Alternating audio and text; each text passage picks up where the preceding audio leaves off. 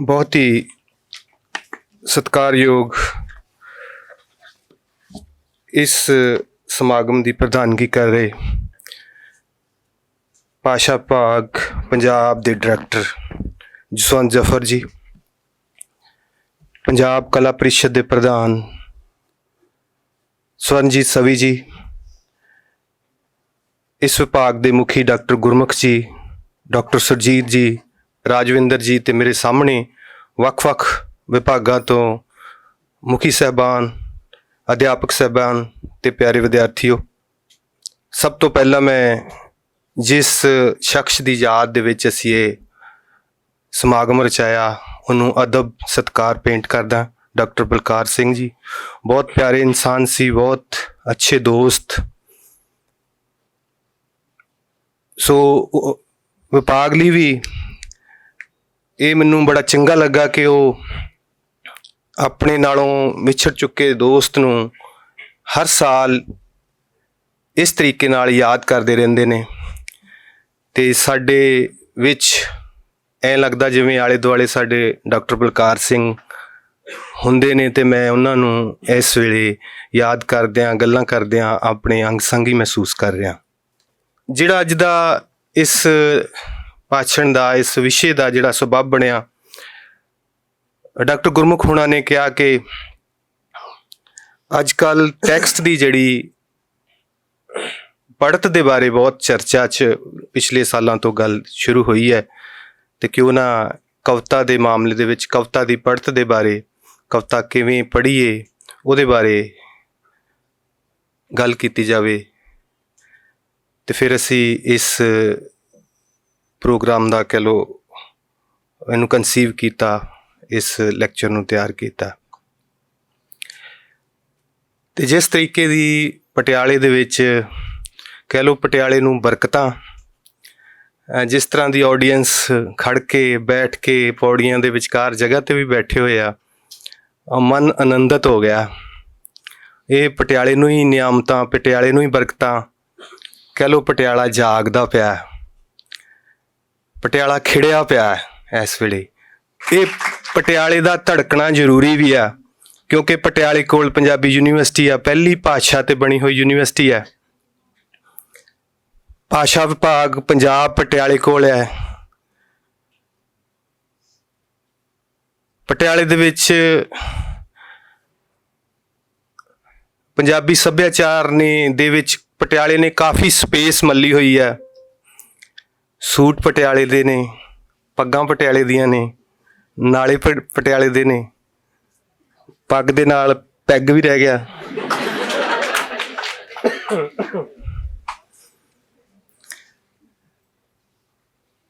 सो पटियाले दे नाल ही पंजाब धड़कदा। जदों मैं कविता किवें पढ़ी सरलेख वेख रहा सी तो मैनूं ऐ लगदा सी कि बड़ा सधारण जी गल है कि कविता किवें पढ़ीए, मुद्दतां तो कविता पढ़ते आए हैं, अजे भी इस गल की गुंजाइश रह गई है कि कविता किवें पढ़ीए। की साडे कोले मुढ़ला जिहा सवाल ही अजे हल नहीं होया कि मुड़ मुड़ उठदा रहिंदा कि टैक्सट नूं डीकोड किवें करना, किवें पढ़ीए। ये साडा ही मसला नहीं है, ये अंग्रेजी वाले मुखी साहबान भी बैठे आ, हिंदी संस्कृत के सारे अध्यापक साहबान बैठे आ, वैस्ट दे विच भी जां संसार भर च ये मसला हैगा। पिछे जे टैरी ईगल्टन की किताब आई सी 2007 दे विच, how to read a poem, बस उहदा ही तर्जमा है जिहड़ा सी सरलेख रखिया। सो जिन्हां वेलियां च असी अजे गड्डियां गुड्डियां ते चलदे सी उदों दियां वैस्ट दे विच यूनीवर्सिटियां बणियां, ऑक्सफोर्ड 13वीं 14वीं सदी दियां, उत्थों बाद कैंब्रिज दियां, उत्थे दे प्रोफैसर 2007 च भी लिख रहे how to read a poem. इहदा मतलब है कि समय दे नाल हर समय दे दरम्यान कुछ चुनौतियां, कुछ सोच, कुछ चिंतन दृष्टियां, कुछ नवीं गल्लां आउंदियां रहिंदियां कि टैक्सट नूं पढ़न दियां नवीं नवीं संभावनावां जागदियां रहिंदियां, उहदा चर्चा करना बनदा। ਅੱਜ ਕੱਲ ਬਹੁਤ ਜ਼ਰੂਰੀ ਹੋ ਗਿਆ ਇਸ ਦਾ ਹੋਰ ਚਰਚਾ ਤਾਂ ਕਰਕੇ ਵੀ ਕਰਨਾ ਕਿ ਅੱਜ ਕੱਲ ਜਿਹੜੀ ਟੈਕਸਟ ਦੀ ਪੜ੍ਹਤ ਹੈ, ਕਵਿਤਾ ਦੀ ਪੜ੍ਹਤ ਹੈ, ਉਹ ਬਹੁਤ ਮਸ਼ੀਨੀ ਹੋ ਗਈ ਹੈ। ਜੀਵੰਤ ਪੜ੍ਹਤ ਦੀ ਥਾਂ ਤੇ ਮਸ਼ੀਨੀ ਪੜ੍ਹਤ ਆ ਗਈ ਹੈ। ਨਾਵਲ, ਕਹਾਣੀ, ਵਾਰਤਕ, ਉਹਨਾਂ ਬਾਰੇ ਤਾਂ ਮੈਂ ਬਹੁਤਾ ਨਹੀਂ ਕਹਿਣਾ ਚਾਹੁੰਦਾ, ਪਰ ਕਵਿਤਾ ਦੀ ਸਮਝ ਬਹੁਤ ਘਟ ਗਈ ਹੈ। ਕਲਾਸਰੂਮਾਂ ਚੋਂ ਟੈਕਸਟ ਗਾਇਬ ਹੋ ਗਿਆ। ਮੈਂ ਕਿਉਂ ਕਿਹਾ ਕਿ ਪਟਿਆਲਾ ਧੜਕਦਾ ਜਾਂ ਤੁਹਾਡੇ ਵੱਲ ਵੇਖ ਕੇ ਕਿਉਂ ਖੁਸ਼ੀ ਹੋਈ? ਪੰਜਾਬੀ ਯੂਨੀਵਰਸਿਟੀ ਤੋਂ ਇਲਾਵਾ ਬਾਹਰਲੀਆਂ ਯੂਨੀਵਰਸਿਟੀਆਂ 'ਚ ਜਾਣ ਦਾ ਮੌਕਾ ਮਿਲਦਾ। ਸਾਡੇ ਕੋਲ ਯੂਨੀਵਰਸਿਟੀ ਹੈ, ਸਾਡੇ ਕਾਲਜ ਹੈ, ਅਸੀਂ ਪੜ੍ਹਾਉਂਦਿਆਂ 25 ਸਾਲ ਹੋ ਗਏ ਆ। ਜੋ ਚੇਂਜ ਅਸੀਂ ਵੇਖੀ ਆ, ਕਲਾਸਰੂਮਾਂ ਚੋਂ ਟੈਕਸਟ, ਲੈਕਚਰਾਂ ਦੇ ਵਿੱਚੋਂ ਆਡੀਅੰਸ ਗਾਇਬ ਹੁੰਦੀ ਜਾਂਦੀ ਆ।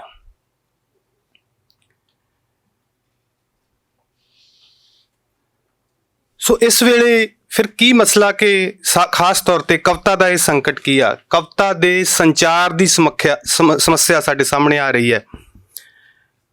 ਬਹੁਤ ਸਾਰੇ ਲੋਕਾਂ ਦੇ ਇਲਜ਼ਾਮ ਹੁੰਦੇ ਆ ਕਵੀਆਂ ਦੇ ਉੱਪਰ ਕਿ ਉਹਨਾਂ ਦੀ ਕਵਿਤਾ ਸਾਨੂੰ ਸਮਝ ਨਹੀਂ ਲੱਗਦੀ, ਸਾਡੇ ਉੱਤੋਂ ਦੀ ਲੰਘ ਗਈ ਹੈ, ਸੰਚਾਰ ਨਹੀਂ ਪਾਠਕ ਨਾਲ ਕਰ ਰਹੀ।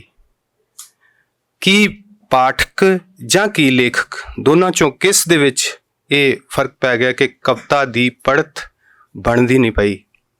ਕਮਿਊਨੀਕੇਸ਼ਨ ਕਿੱਥੇ ਆ? ਸੋ ਇਹਨਾਂ ਮਸਲਿਆਂ ਨੂੰ ਸਾਰਿਆਂ ਨੂੰ ਆਪਾਂ ਐਡਰੈਸ ਕਰਨ ਦੀ ਕੋਸ਼ਿਸ਼ ਕਰਾਂਗੇ। ਜੇ ਸੂਤਰਕ ਮੈਂ ਕਿਹਾ ਸੀ 2 ਲਾਈਨਾਂ ਜੇ ਮੈਂ ਬੱਚਿਆਂ ਲਈ, ਕਿਉਂਕਿ ਇਹ ਤੇ ਸਾਰੇ ਬੜੇ ਪੜ੍ਹੇ ਆ, ਕਈ ਵਾਰ ਸਾਨੂੰ ਇਹਨਾਂ ਕੋਲ ਸਮਝਣ ਦੀਆਂ ਗੱਲਾਂ ਪਤਾ ਲੱਗਦੀਆਂ। ਸੰਸਕ੍ਰਿਤ ਵਾਲੇ ਤੇ ਸਾਡੇ ਮਾਂ ਵਿਦਵਾਨ ਨੇ। ਬੱਚਿਆਂ ਲਈ ਜ਼ਿਆਦਾ, ਮੈਂ ਬੱਚਿਆਂ ਨੂੰ ਮੁਖਾਤਬ ਹੋ ਰਿਹਾ ਜ਼ਿਆਦਾ, ਕਿ 2 ਲਾਈਨਾਂ 'ਚ ਮੈਂ ਕਿਹਾ ਕਿ ਬੱਚਿਆਂ ਨੂੰ ਦੱਸਣਾ ਹੋਵੇ ਕਿ ਕਵਿਤਾ ਕਿਵੇਂ ਪੜ੍ਹੀਏ। ਤੇ ਮੇਨ ਜੇ ਅੱਜ ਦੀ ਸੋਚ ਦੇ ਹਿਸਾਬ ਨਾਲ ਸੀ ਕਿ ਕਵਿਤਾ ਕੀ ਹੈ? ਇੱਕ ਕੋਡਿੰਗ ਹੈ। ਕਵਿਤਾ ਕਵੀ ਦੁਆਰਾ ਕੀਤੀ ਹੋਈ ਕੋਡਿੰਗ ਹੈ। ਕਵਿਤਾ ਅੰਦਰਲੀਆਂ ਗੁੰਝਲਾਂ, ਪਹੇਲੀਆਂ ਨੂੰ ਲੱਭਣਾ, ਖੋਲ੍ਹਣਾ, ਅਣਕਹੇ ਨੂੰ, ਅਨਸੈਡ ਜਿਹੜਾ ਉਹਦੇ 'ਚ ਪਿਆ ਉਹਨੂੰ ਤਲਾਸ਼ਣਾ, ਸਾਹਮਣੇ ਲਿਆਉਣਾ, ਜਿਹੜੇ ਸਰਪਲਸ ਮੀਨਿੰਗਸ ਆ ਉਹਨਾਂ ਨੂੰ ਤੁਹਾਡੇ ਸਾਹਮਣੇ ਲਿਆਉਣਾ। ਤੇ ਇਹ ਕਵਿਤਾ ਦੀ ਬੇਸਿਕ ਜਿਹੜੀ ਆ ਮੁੱਢਲੀ ਜੀ ਇੱਕ ਗੱਲ ਲੈ ਕੇ 2 ਸਤਰਾਂ ਦੇ ਵਿੱਚ ਕਵਿਤਾ ਨੂੰ ਅਸੀਂ, ਕਵਿਤਾ ਇੱਕ ਪਹੇਲੀ ਆ। ਪਹੇਲੀ ਵਾਂਗੂ ਕਵੀ ਕੀ ਕਰਦਾ, ਆਪਣੇ ਮੈਟਾਫਰ ਦੇ ਰਾਹੀਂ, ਰੂਪਕਾਂ ਦੇ ਰਾਹੀਂ, ਬਿੰਬਾਂ ਦੇ ਰਾਹੀਂ ਉਹਨੂੰ ਕੋਡਿੰਗ ਕਰ ਦਿੰਦਾ। ਅਸੀਂ ਕੀ ਕਰਨਾ, ਉਹਨੂੰ ਡੀਕੋਡ ਕਰਨਾ। ਜਿਵੇਂ ਇੱਕ ਕਮਰੇ ਦੇ ਵਿੱਚ, ਕਮਰਾ ਮੰਨ ਲਓ ਇਹ ਹਾਲ ਹੀ ਸੀਗਾ, ਹਾਲ ਦੇ ਬਾਹਰ ਜਿੰਦਰਾ ਲੱਗਾ ਹੋਇਆ ਬੰਦ ਹੈ, ਤੇ ਅਸੀਂ ਬਿਨਾਂ ਚਾਬੀ ਤੋਂ ਕਿੰਨੇ ਖੱਜਲ ਖਰਾਬ ਹੋਵਾਂਗੇ ਕਿ ਕਮਰੇ ਦੇ ਅੰਦਰ ਦਰਸ਼ਨ ਕਰਨੇ ਆ, ਤੇ ਸਾਡੇ ਕੋਲ ਚਾਬੀ ਨਹੀਂ ਆ, ਭੰਨਣਾ ਪਊ, ਤੋੜਨਾ ਪਊ, ਟੱਕਰਾਂ ਮਾਰਨੀਆਂ ਪੈਣਗੀਆਂ। ਪਰ ਜੇ ਕੋਡਾਂ ਨੂੰ ਸਮਝਣ ਦੀ ਸਾਡੇ ਕੋਲ ਕੁੰਜੀ ਹੈਗੀ ਆ, ਜੇ ਜਿੰਦਰੇ ਦੀ ਕੁੰਜੀ ਹੈਗੀ ਆ, ਤਾਂ ਅਸੀਂ ਮਾੜਾ ਜਿਹਾ ਲਾਵਾਂਗੇ ਤੇ ਸਾਰੇ ਕਮਰੇ ਦੇ ਅੰਦਰ ਦਰਸ਼ਨ ਕਰ ਲਾਂਗੇ। ਟੈਕਸਟ ਨੂੰ ਇੱਕ ਕੁੰਜੀ ਚਾਹੀਦੀ ਹੈ। ਟੈਕਸਟ ਦੇ ਅੰਦਰ ਐਂਟਰ ਹੋਣ ਲਈ ਸਾਡੇ ਕੋਲ ਇੱਕ ਸਕਿੱਲ ਹੋਣੀ ਚਾਹੀਦੀ ਆ। ਸਕਿੱਲ ਦੀ ਹੀ ਕੁੰਜੀ ਹੈ ਜਿਹੜੀ ਕਿ ਅਸੀਂ ਡੀਕੋਡ ਕਰ ਸਕੀਏ ਕਿਸੇ ਵੀ ਟੈਕਸਟ ਨੂੰ। ਵੈਸੇ ਤਾਂ ਨਾਵਲ ਵੀ ਇੱਕ ਮੈਟਾਫਰ ਦੇ ਰੂਪ 'ਚ ਹੈਗਾ, ਕਹਾਣੀ ਵੀ ਹੈ, ਪਰ ਕਵਿਤਾ ਜ਼ਿਆਦਾ ਹੀ ਹੈ। ਕਵਿਤਾ ਆਪਣੇ ਸੁਭਾਅ ਕਰਕੇ, ਕਵਿਤਾ ਹੈ ਹੀ ਸਾਰੀ ਦੀ ਸਾਰੀ ਕੋਡਿੰਗ ਹੈ। ਸੋ ਇਹਨੂੰ ਸਮਝਣ ਵਾਸਤੇ ਮੈਂ 3 ਪੱਖਾਂ ਤੋਂ ਇਹਦੀ ਪੇਪਰ ਦੀ ਰੂਪਰੇਖਾ ਬਣਾਈ ਸੀ। ਪਹਿਲਾ ਪੱਖ ਹੈਗਾ ਸੀ ਕਿ ਇੱਕ ਕਵਿਤਾ ਨੂੰ ਅਸੀਂ ਕਿੱਦਾਂ ਸਮਝਦੇ ਹਾਂ, ਇਹਦੀ ਪ੍ਰਕਿਰਤੀ ਕਿਵੇਂ ਦੀ, ਜਾਂ ਫਿਰ ਜਿਹੜੀ ਸਮਝਣ 'ਚ ਔਖ ਲੱਗਦੀ ਹੈ, ਇਹਦਾ ਸਰੂਪ ਕਿਵੇਂ ਦਾ, ਕਿੱਥੇ ਹੁੰਦੀ ਆ, ਅਰਥ ਕਿੱਥੇ ਹੁੰਦਾ ਇਹਦਾ। ਦੂਸਰਾ ਬਣਾਇਆ ਸੀ ਕਿ ਇਸ ਨੂੰ ਹੁਣ ਤੱਕ ਦੀਆਂ ਸਮਝਣ ਦੀਆਂ ਪ੍ਰਚਲਿਤ ਵਿਧੀਆਂ ਕੀ ਰਹੀਆਂ। ਹੁਣ ਤੱਕ ਦੀਆਂ ਮਤਲਬ ਮਾਡਰਨ ਆਲੋਚਨਾ ਕਹਿ ਲਓ, ਬਹੁਤ ਪੁਰਾਣੀ ਗੱਲ ਨਹੀਂ ਮੈਂ ਕਰ ਰਿਹਾ। ਤੀਜਾ ਸੀਗਾ ਕਿ ਅੱਜ ਦੇ ਪ੍ਰਸੰਗ ਦੇ ਸਮੇਂ 'ਚ ਇਸ ਨੂੰ ਕਿਵੇਂ ਸਮਝਿਆ ਜਾ ਸਕਦਾ। ਤੇ ਮੈਂ ਦੂਜੇ ਸਵਾਲ ਤੋਂ, ਦੂਜਾ ਜਿਹੜਾ ਪੱਖ ਸੀ ਉਹ ਤੋਂ ਗੱਲ ਸ਼ੁਰੂ ਕਰਦਾ ਕਿ ਆਪਾਂ ਇਹਦੀਆਂ ਹੁਣ ਤੱਕ ਦੀਆਂ ਵਿਧੀਆਂ ਦੀ ਗੱਲ ਜੇ ਕਰ ਲਈਏ ਥੋੜ੍ਹਾ ਜਿਹਾ ਸੰਖੇਪ ਦੇ ਵਿੱਚ, ਪੰਜਾਬੀ ਦੇ ਵਿੱਚ ਖਾਸ ਤੌਰ 'ਤੇ, ਤਾਂ ਕਵਿਤਾ ਨੂੰ ਕਿੰਨਾ ਵਿਧੀਆਂ ਨਾਲ, ਕਿੰਨਾ ਦ੍ਰਿਸ਼ਟੀਆਂ ਨਾਲ ਸਮਝਣ ਦੀ ਕੋਸ਼ਿਸ਼ ਕੀਤੀ ਗਈ ਹੈ। ਮੈਂ ਅਜੇ ਪੜ੍ਹਤ ਦੀ ਗੱਲ ਹੀ ਕਰ ਰਿਹਾ, ਅਧਿਐਨ ਤੇ ਉਸ ਤੋਂ ਅੱਗੇ ਦੀ ਗੱਲ ਥੋੜ੍ਹੀ ਜਿਹੀ ਬਾਅਦ ਵਿੱਚ ਕਰਾਂ। ਇਹਦੇ ਨਾਲ ਵੀ ਅਧਿਐਨ ਆ ਜਾਏਗਾ। 1950 ਦੇ ਕਰੀਬ ਜੇ ਆਪਾਂ ਵਿਧੀਵਤ ਤਰੀਕੇ ਨਾਲ ਜਿਹੜੀ ਆਲੋਚਨਾ ਦਾ ਆਰੰਭ ਗਿਣੀਏ ਤਾਂ ਅਸੀਂ ਪੰਜਾਬੀ ਆਲੋਚਨਾ ਦਾ ਆਰੰਭ ਜਿਹੜਾ ਉਹ ਤਕਰੀਬਨ ਸੰਤ ਸਿੰਘ ਸੇਖੋਂ ਦੀਆਂ ਲਿਖਤਾਂ ਨਾਲ ਗਿਣਦੇ ਹਾਂ, ਜਿਹੜਾ ਵਿਧੀਵਤ ਢੰਗ। 1949 ਦੇ ਵਿੱਚ ਪਹਿਲੀ ਵਾਰ MA ਪੰਜਾਬੀ ਸ਼ੁਰੂ ਹੁੰਦੀ ਹੈ। ਸੰਤ ਸਿੰਘ ਸੇਖੋਂ ਪਹਿਲੇ ਪੰਜਾਬੀ ਦੇ ਮੁਖੀ ਬਣਦੇ ਆ ਖਾਲਸਾ ਕਾਲਜ ਅੰਮ੍ਰਿਤਸਰ ਦੇ ਵਿੱਚ। ਉਸ ਤੋਂ ਪਹਿਲਾਂ MA ਪੰਜਾਬੀ ਨਾਂ ਦੀ ਕੋਈ ਚੀਜ਼ ਨਹੀਂ ਸੀ। ਉਹਨੂੰ ਪੜ੍ਹਾਉਣ ਵਾਲੇ ਵੀ ਸਾਰੇ ਗੈਰ ਪੰਜਾਬੀ ਸੀ, ਕਿਉਂਕਿ MA ਹੈ ਹੀ ਨਹੀਂ ਸੀ। ਸੰਤ ਸਿੰਘ ਸੇਖੋਂ ਜਾਂ MA ਇੰਗਲਿਸ਼ ਦੀ ਸੀ ਅਤੇ ਜਾਂ ਇਕਨੋਮਿਕਸ ਦੀ ਸੀ, ਉੱਥੇ ਪ੍ਰੋਫੈਸਰ ਇਕਨੋਮਿਕਸ ਦੇ ਸੀ। ਇੱਦਾਂ ਹੀ ਰੋਸ਼ਨ ਲਾਲ ਆਹੂਜਾ ਹੋਣੀ, ਮੋਹਨ ਸਿੰਘ ਦੀਵਾਨਾ ਹੋਣੀ, ਜਿਹੜੇ ਹੋਰ ਉੱਥੇ ਪ੍ਰੋਫੈਸਰ ਸੀ, ਉਹ ਪੜ੍ਹਾਉਣਾ ਸ਼ੁਰੂ ਕਰਦੇ ਆ ਅਤੇ ਆਲੋਚਨਾ ਦੀਆਂ ਜਿਹੜੀਆਂ ਜਾਂ ਟੈਕਸਟ ਦੀਆਂ ਜਿਹੜੀਆਂ ਉਹ ਐਨਾਲਿਸਿਸ ਦੀਆਂ ਪੰਜਾਬੀ ਦੀ ਟੈਕਸਟ ਦੀਆਂ ਗੱਲਾਂ ਚੱਲਦੀਆਂ, ਸਿਲੇਬਸ ਬਣਦੇ ਆ ਅਤੇ 6 ਮਹੀਨੇ MA ਪੰਜਾਬੀ ਨੂੰ ਸ਼ੁਰੂ ਹੋ ਜਾਂਦੇ ਆ। ਉਹਦੇ ਮਾਧਿਅਮ ਨਿਸ਼ਚਿਤ ਨਹੀਂ ਹੁੰਦਾ, ਰਿਕਾਰਡ ਔਨ ਰਿਕਾਰਡ ਹੈ ਕਿ ਜਿਹੜੀ MA ਪੰਜਾਬੀ ਆ ਉਹ ਅੰਗਰੇਜ਼ੀ 'ਚ ਪੜ੍ਹਾਈ ਜਾਂਦੀ ਸੀ ਔਰ ਉਹਦੇ ਪੇਪਰ, ਉਹਦਾ ਮਾਧਿਅਮ ਵੀ ਅੰਗਰੇਜ਼ੀ 'ਚ ਹੀ ਹੋਣਾ ਸੀ। ਔਰ ਜਦੋਂ 9-10 ਮਹੀਨੇ ਨਿਕਲ ਗਏ ਫਿਰ ਪੰਜਾਬ ਯੂਨੀਵਰਸਿਟੀ ਨੇ ਜਾ ਕੇ ਉਹਦੀ ਪਰਮਿਸ਼ਨ ਦਿੱਤੀ ਕਿ ਹਾਂ ਤੁਸੀਂ ਗੁਰਮੁਖੀ ਦੇ ਵਿੱਚ ਪੇਪਰ ਕਰ ਸਕਦੇ ਹੋ। ਇਹ 1949 ਦੀ ਗੱਲ, ਜਿੱਥੇ ਅਸੀਂ ਸੇਵਾ ਕਰ ਰਹੇ ਹਾਂ ਉਸ ਡਿਪਾਰਟਮੈਂਟ ਦੀ ਗੱਲ ਹੈ। ਸੋ ਉਸ ਤੋਂ ਬਾਅਦ ਉਹਨਾਂ ਬੱਚਿਆਂ ਲਈ ਜੋ ਮਟੀਰੀਅਲ ਤਿਆਰ ਕੀਤਾ ਸਾਹਿਤਾਰਥ ਦੇ ਰੂਪ ਦੇ ਵਿੱਚ ਤੁਹਾਡੇ ਕੋਲ ਉਹ ਸੰਤ ਸਿੰਘ ਸੇਖੋਂ ਦੀ ਪਹਿਲੀ ਆਲੋਚਨਾ ਦੀ ਕਿਤਾਬ ਹੈ ਜਿਹੜੀ ਵਿਧੀਵਤ।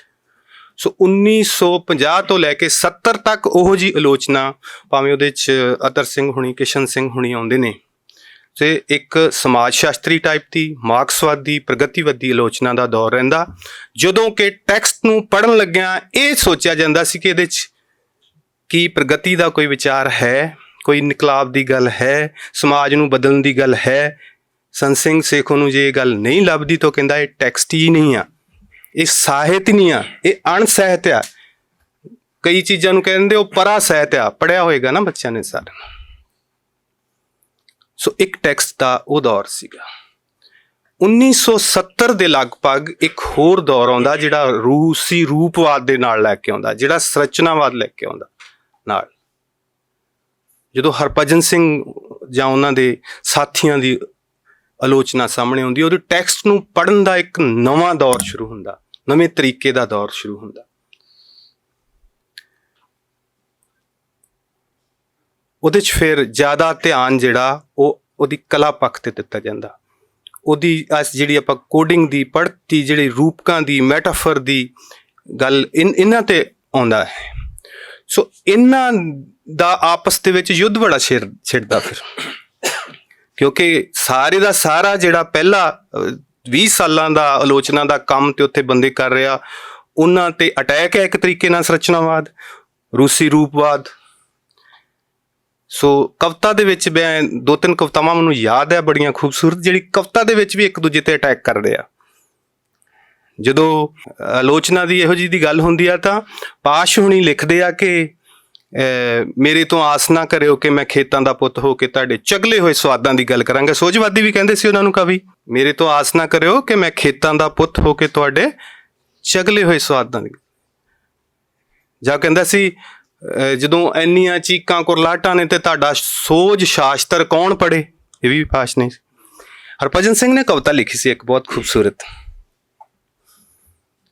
ਜਦੋਂ ਇਹ ਇਨਕਲਾਬ ਦੀ ਗੱਲ ਕਰਦੇ ਸੀ, ਜਦੋਂ ਕਹਿੰਦੇ ਸੀ ਕਵਿਤਾ ਜਾਂ ਇਨਕਲਾਬ ਬੰਦੂਕ ਦੀ ਨਾਲੀ ਚੋਂ ਨਿਕਲਦਾ।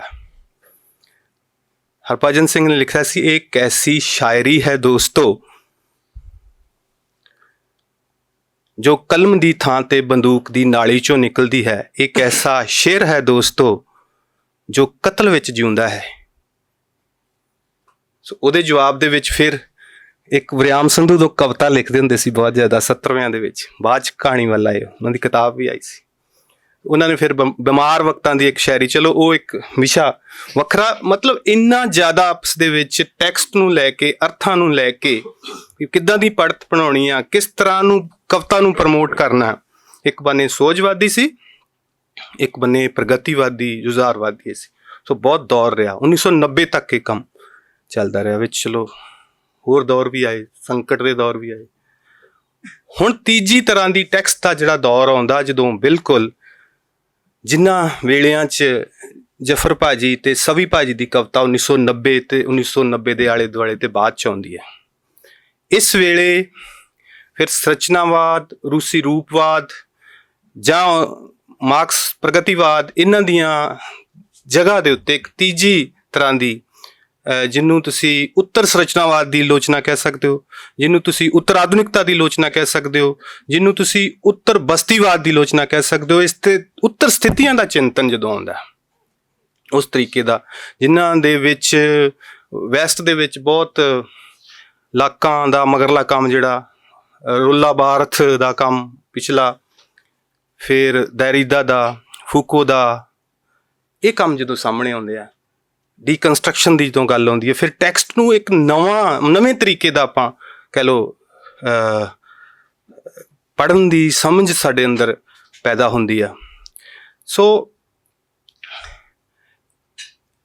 ਇਹ ਜਿਹੜੀ ਡੀਕਨਸਟਰਕਸ਼ਨ ਹੈ, ਇਹਨੇ ਬਿਲਕੁਲ ਹੀ ਟੈਕਸਟ ਦਾ ਜਾਂ ਜਿਹੜੀ ਆਲੋਚਨਾ ਦਾ ਸੁਭਾਅ ਹੀ ਬਦਲ ਦਿੱਤਾ ਕਿ ਅਸੀਂ ਟੈਕਸਟ ਦੇ ਵਿੱਚੋਂ, ਜਦੋਂ ਪਹਿਲੀ ਸੰਰਚਨਾਵਾਦ ਸੀ ਕਿ ਅਸੀਂ ਬਾਈਨਰੀਜ਼ ਇੱਕ ਬਣਾ ਲੈਂਦੇ ਸੀ, ਬਾਈਨਰੀ ਆਪੋਜੀਸ਼ਨ ਨੂੰ, ਚਿੱਟਾ ਕਾਲਾ, ਪਿਓ ਪੁੱਤ, ਚੰਗਾ ਮਾੜਾ, ਸਦਾਚਾਰ ਦੁਰਾਚਾਰ, ਇੱਦਾਂ ਦੀ ਗੱਲ ਬਣਾ ਕੇ ਆਪਾਂ ਬਾਈਨਰੀਜ਼ ਦੇ ਵਿੱਚ ਅਰਥ ਲੱਭਦੇ ਸੀ, ਉਹਦੇ ਤੁਰਦੇ ਸੀ।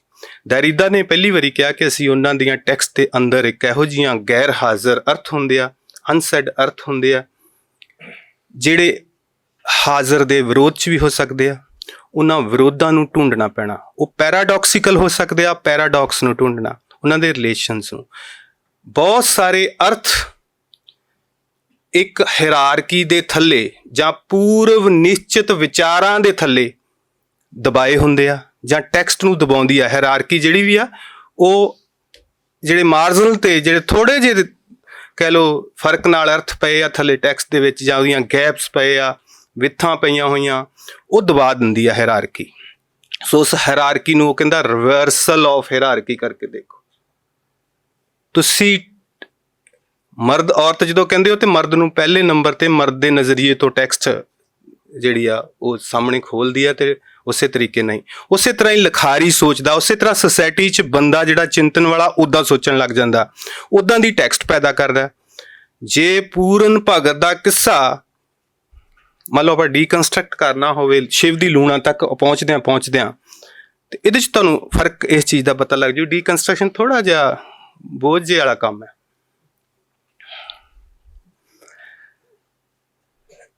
ਜਦੋਂ ਸਦਾਚਾਰ ਦਾ ਜਾਂ ਸਾਡੇ ਹਾਇਰਾਰਕੀ ਦੇ ਵਿੱਚ ਸਦਾਚਾਰ ਪਹਿਲੇ ਨੰਬਰ ਤੇ ਆ, ਦੁਰਾਚਾਰ ਦੂਜੇ ਨੰਬਰ ਤੇ ਆ, ਜਾਂ ਇੱਦਾਂ ਦੀ ਹਾਇਰਾਰਕੀ ਪੈਦਾ ਕਰਦੇ ਆ, ਮਰਦ ਪਹਿਲੇ ਨੰਬਰ ਤੇ ਆ, ਔਰਤ ਦੂਜੇ ਨੰਬਰ ਤੇ ਆ, ਤਾਂ ਫਿਰ ਉਹ ਟੈਕਸਟ ਪੈਦਾ ਹੋਈ ਸੀ ਜਿਹਦੇ 'ਚ ਪੂਰਨ ਨਾਇਕ ਸੀ, ਜਿਹਦੇ 'ਚ ਲੂਣਾ ਖਲਨਾਇਕ ਸੀ। ਨਾਮ ਹੀ ਸਰਲੇਖ ਕੀ ਸੀ? ਭਗਤ ਪੂਰਨ ਸਿੰਘ ਤੱਕ, ਪ੍ਰੋਫੈਸਰ ਪੂਰਨ ਸਿੰਘ ਤੱਕ ਇਵੇਂ ਹੀ ਰਹਿੰਦਾ। ਸ਼ਿਵ ਕੁਮਾਰ ਜਦੋਂ ਫਰਾਇਡ ਦੀ ਜਾਂ ਹੋਰਨਾਂ ਚੀਜ਼ਾਂ ਦੀਆਂ ਚਿੰਤਨ ਦੀਆਂ ਗੱਲਾਂ ਨਵੀਆਂ ਆਉਂਦੀਆਂ, ਇਸ ਹਾਇਰਾਰਕੀ ਨੂੰ ਰਿਵਰਸ ਕਰ ਦਿੰਦਾ। ਔਰਤ ਮਰਦ, ਸਦਾਚਾਰ ਦੁਰਾਚਾਰ ਨੂੰ ਦੁਰਾਚਾਰ, ਜਾਂ ਪੁੰਨ ਪਾਪ, ਪਾਪ ਪੁੰਨ ਕੀ ਆ, ਇਹ ਸਾਰਿਆਂ ਨੂੰ ਮਿਕਸ ਕਰ ਦਿੰਦਾ। ਦੈਰੀਦਾ ਨੇ ਵੀ ਕਿਹਾ ਸੀ, ਜਦ ਕਿਸੇ ਲੈਵਲ ਤੇ ਜਾ ਕੇ ਸਾਡੀ ਗੁਰਬਾਣੀ ਜਾਂ ਬਾਬੇ ਵੀ ਕਹਿੰਦੇ ਆ ਕਿ ਦੁੱਖ ਸੁੱਖ ਕੋਈ ਚੀਜ਼ ਨਹੀਂ ਹੈਗੀ, ਦੁੱਖ 'ਚ ਕੀ ਪਿਆ ਆ? ਸੁੱਖ ਪਿਆ। ਦਾਰੂ ਵੀ ਉਹੀ ਆ। ਆਸਤਕ ਨਾਸਤਕ ਵੀ ਇੱਕ ਥਾਂ ਤੇ ਬਾਬੇ ਨਾਨਕ ਨੇ ਇੱਕੋ ਜਿਹੀ ਕਰ ਦਿੱਤੇ ਆ। ਕੋਈ ਵੀ ਆਸਤਕ ਨਹੀਂ, ਕੋਈ ਵੀ ਨਾਸਤਕ ਨਹੀਂ। ਸੋ ਤੁਹਾਡੇ ਸੋਚਣ ਦਾ ਲੈਵਲ ਕੀ ਆ? ਜਦੋਂ ਬਾਈਨਰੀਜ਼ ਨੂੰ ਤੋੜਦੇ, ਉਸ ਲੈਵਲ ਤੇ ਜਾ ਕੇ ਬਾਈਨਰੀਜ਼ ਖਤਮ ਹੋ ਜਾਂਦੀਆਂ ਇੱਕ ਲੈਵਲ ਤੇ ਜਾ ਕੇ। ਸੋ ਇੱਥੇ ਸ਼ਿਵ ਕੁਮਾਰ ਨੇ ਜਦੋਂ ਆਪਣੀ ਹਾਇਰਾਰਕੀ ਨੂੰ ਉਹਨੇ ਤੋੜਿਆ, ਰਿਵਰਸ ਕੀਤਾ, ਫਿਰ ਲੂਣਾ ਸਰਲੇਖ ਆਉਂਦਾ। ਉਸ ਟੈਕਸਟ ਦਾ ਸਰਲੇਖ ਕਿਵੇਂ ਆਉਂਦਾ? ਫਿਰ ਲੂਣਾ। ਇੱਥੋਂ ਹੀ ਆਪਾਂ ਨੂੰ ਟੈਕਸਟ ਦੀ ਪੜ੍ਹਦਿਆਂ ਹੀ ਪਤਾ ਲੱਗ ਜਾਂਦਾ ਵੀ ਲੂਣਾ ਪ੍ਰੋਮੀਨੈਂਟ ਹੋ ਗਈ ਆ। ਮਰਦ ਔਰਤ ਦੀ ਜਗ੍ਹਾ ਤੇ ਔਰਤ ਮਰਦ ਹੋ ਰਿਹਾ। ਫਿਰ ਪੂਰਨ ਜਾਂ ਸਲਵਾਨ, ਸਭ ਇੱਕ ਦੂਜੇ ਦੇ ਜਿਹੜੇ ਅਰਥ ਸੀ ਹੁਣ ਤੱਕ ਉਸ ਕਥਾ ਦੇ ਰਿਸੀਵ ਕਰਦੇ ਰਹੇ ਸੀ, ਬਿਲਕੁਲ ਉਲਟੇ ਹੋ ਜਾਂਦੇ ਆ। ਲੂਣਾ ਦੀ ਪਾਪੂਲੈਰਿਟੀ ਵੀ ਹੋਈ। ਸੋ ਇਹ ਡੀਕਨਸਟਰਕਸ਼ਨ ਕਹਿ ਲਓ ਵੀ ਡੀਕਨਸਟਰਕਟ ਕਰਦਾ ਪਿਆ, ਆਪਣੇ ਪਹਿਲੇ ਪੂਰਵ ਅਰਥਾਂ ਨੂੰ ਤੋੜ ਕੇ ਨਵੇਂ ਅਰਥ ਭਰ ਦੇਣੇ ਟੈਕਸਟ ਦੇ ਵਿੱਚ, ਚੀਜ਼ਾਂ ਦੇ ਵਿੱਚ, ਸਥਿਤੀਆਂ ਦੇ ਵਿੱਚ, ਸਾਰੇ ਜਗ੍ਹਾ ਤੇ, ਨਿੱਕੇ ਨਿੱਕੇ ਐਕਟ ਤੋਂ ਲੈ ਕੇ ਵੱਡੇ ਵੱਡੇ ਤੱਕ। ਸੋ ਇਹ ਸਾਰੀਆਂ ਚੀਜ਼ਾਂ ਟੈਕਸਟ ਦੇ ਅੰਦਰ ਹੀ ਪਈਆਂ ਹੁੰਦੀਆਂ, ਸੰਕੇਤ ਰੂਪ ਦੇ ਵਿੱਚ, ਕੋਡ, ਸੰਕੇਤ, ਮੈਟਾਫਰ ਦੇ ਲੈਵਲ ਤੇ ਪਈਆਂ। ਸਾਨੂੰ ਉਹਨਾਂ ਨੂੰ ਸਮਝਣ ਦੀ ਸਕਿੱਲ ਪੈਦਾ ਹੋਣੀ ਚਾਹੀਦੀ ਆ, ਕਿਉਂਕਿ ਸਕਿੱਲ ਅਸੀਂ ਗਵਾ ਲਈ ਆ ਪੰਜਾਬੀਆਂ ਨੇ। ਹੁਣ ਤਾਂ ਸਾਡੀ ਸਕਿੱਲ YouTube ਨਾਲ ਬਣਦੀ ਪਈ ਆ ਬੱਚਿਆਂ ਦੀ। ਸ਼ੁਰੂ ਤੋਂ ਹੀ ਬੱਚਿਆਂ ਨੂੰ ਅਸੀਂ ਫੋਨ ਫੜਾਏ ਆ, YouTube ਆ, ਸਪੋਟੀਫਾਈ, ਦੂਜੀਆਂ ਤੀਜੀਆਂ, ਸਾਡੇ ਕੋਲ ਪੌਪ, ਰੈਪ, ਹਿਪ ਹੈਪ, ਇੱਦਾਂ ਦੀਆਂ ਚੀਜ਼ਾਂ ਆ ਰਹੀਆਂ। ਉਸ ਤਰ੍ਹਾਂ ਦੀ ਸਕਿੱਲ ਬਣ ਰਹੀ ਹੈ। ਪਹਿਲੇ ਜ਼ਮਾਨੇ ਦੇ ਵਿੱਚ ਕੀ ਸੀ, ਕਵਿਤਾ ਦੀ ਸਕਿੱਲ ਕਿੱਦਾਂ ਪੈਦਾ ਕੀਤੀ ਜਾਂਦੀ ਸੀ? ਤੁਹਾਡੇ ਕੋਲ ਬੁਝਾਰਤਾਂ ਸੀ, ਪਹੇਲੀਆਂ ਸੀ। ਮੇਰਾ ਖਿਆਲ ਸਾਰਿਆਂ ਨੇ ਪਹੇਲੀਆਂ, ਪਿੰਡਾਂ ਦੇ ਵਾਲਿਆਂ ਨਾਲ ਜਿਹੜੇ ਹੁਣ ਵੀ ਬੱਚੇ ਹੋਣਗੇ ਉਹਨਾਂ ਨੇ ਸੁਣੀਆਂ ਹੋਣਗੀਆਂ। ਕਿੱਡੀ ਜ਼ਬਰਦਸਤ ਕਵਿਤਾ ਸੀ ਉਹ, ਇੱਕ ਤਰੀਕੇ ਦੀ ਪੋਇਟਰੀ ਸੀ। ਬੁਝਾਰਤ ਇੱਕ ਕਵਿਤਾ ਹੀ ਸੀਗੀ, ਕੋਡਿੰਗ ਕੀਤੀ ਸੀ, ਮੈਟਾਫਰ ਲੈਵਲ ਤੇ ਗੱਲ ਕੀਤੀ ਹੋਈ ਸੀ, ਉਹਨੂੰ ਅਸੀਂ ਡੀਕੋਡ ਕਰਦੇ ਸੀ। ਸਾਡੇ ਅੰਦਰ ਇੱਕ ਸਕਿੱਲ ਪੈਦਾ ਹੁੰਦੀ ਸੀ। ਵੱਡੀ ਤੋਂ ਵੱਡੀ ਬੁਝਾਰਤ ਵੀ ਸੀ, ਪੋਇਟਿਕ, ਛੋਟੀ ਤੋਂ ਛੋਟੀ ਵੀ ਸੀ। ਆ ਢੰਗਾ ਪਾ ਢੰਗਾ ਵਿੱਚ ਟਲਮ ਟੱਲੀਆਂ, ਆਉਣ ਕੂੰਜਾਂ, ਇਹਦੇ ਵਰਗੇ ਕੋਈ ਮੈਟਾਫਰ ਹੈਗੇ? ਖੂਹ ਦੀਆਂ ਟਿੰਡਾਂ ਦੇ, ਖੂਹ ਦੇ ਪਿਕਚਰ ਆਈ ਤੁਹਾਡੇ ਦਿਮਾਗ 'ਚ ਆਉਂਦੀ ਹੈਗਾ ਕੋਈ?